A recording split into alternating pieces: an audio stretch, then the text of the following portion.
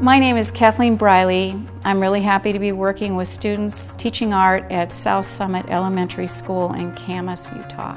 When the idea of making this film was proposed, it gave me a chance to reflect on the learning that we've done this year and the growth that I've witnessed in myself as a teacher, in my students, and in the collaboration with staff. I think we've all grown through this process of working together. Hi, my name is Shannon Squire Kitchens. I am an art teacher at the Westminster School of Discovery. I teach kindergarten through 5th grade. I identify quality work through close observation of the students. I spend a lot of time watching to see how they work and how they engage in a project, and then I also look at their craftsmanship, their construction, to see if it's carefully constructed.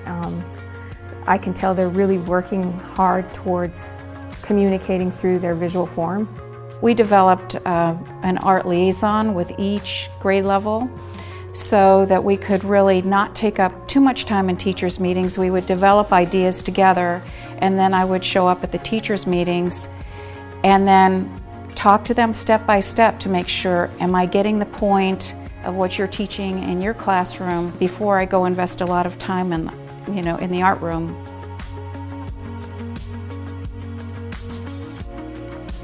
The process of coming up with these projects was working with grade level teachers and sitting down and looking at what they were teaching in their classrooms and looking at their curriculum, and from there deciding what project might fit the things that we would be doing in art with our 3D program. I'm becoming familiar with 4th grade math. They gave me the math book and I go home and do my homework so that I'm sure I'm using the right language. We try and use the same language in the art room and in their classroom.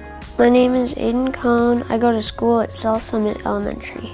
We started this project in art, and then we went to math by using a protractor to measure the angles of the shapes.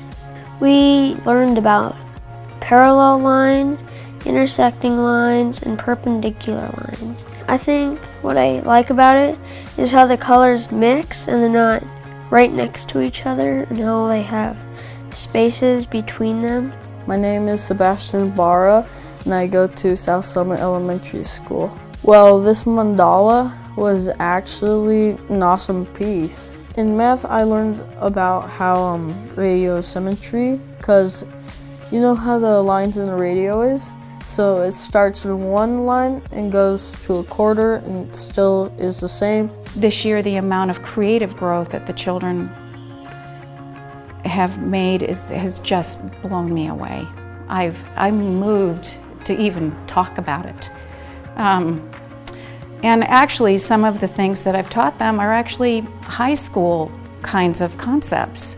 I trust them. I think they know how important this time is together. We have no discipline problems really, maybe just a little getting too exuberant sometimes and sharing, but I trust them with carving tools, and because they've shown responsibility, because I think that these experiences are so important to them.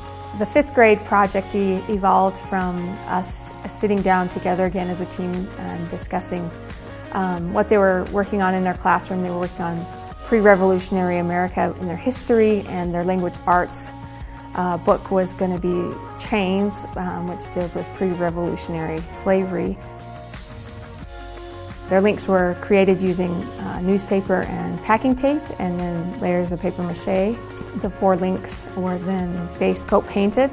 They then applied additional colors to create patterns, texture, movement. And then the final step would be they collected words within classroom, language arts time, words within discussions, words from the actual book, and then clipped them from magazines and applied them to the surface of their chain link pieces. So my piece is kind of about slavery a long time ago, and it has some words on it like hope and freedom that slaves wanted. They wanted freedom, but they couldn't break free, and that's why I have chains with hands in them. We had to make chains that related to our life and what chained us. I came up with the word chains on a chain, and there's words that would chain me. I wanted to keep the two outer chains that have the hands in them white because it meant like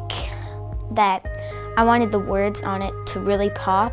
When I create art, it just feels like I'm gonna make something good that I can look at all the time and remember. I listen to their conversations. I hear art words coming up amongst themselves when they're not knowing they're being listened to.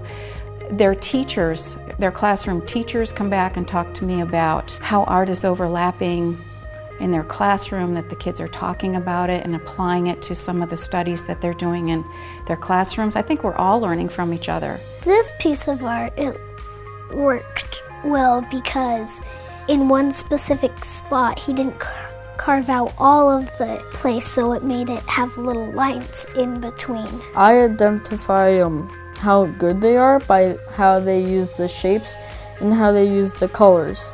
So on this one right here, they use like a salmon type of color with pink and purple and like Valentine colors. And then with aluminum, they use silver. And I think that really bounces off with all of it and makes it good. I like it because the colors are in different shapes and they have an odd form. They don't have just 2 or 3 straight lines. Another major component for each of these projects is dedicating time to talking about finished pieces, having the students talk about their own piece, have students talk with each other about their piece. I like it because it's sun, moon, and then sun, moon, and I like the shapes of it. I really like the shapes of it and the texture of it. On these, for the color, I think that they're like a little more outgoing than mine, and that's not a bad thing. I really like it, and I kind of wanted to keep mine more simple and not so wow, but these really express who the person is and their art. Given the opportunity to do this again, we'll have more time to pre-plan our assessments. We knew what our learning outcomes were. I think the kids demonstrated it through their art and their classroom work.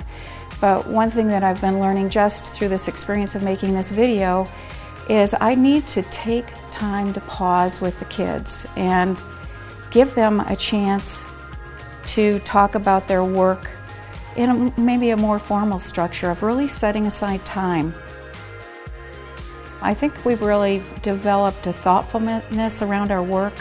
I think the kids really care about producing quality work. I think they walk in really wanting to do their best. Quality work to me, for myself and for my students, is when I can see what they are learning resonates inside of them, that it goes beyond just fulfilling the requirements of the assignment.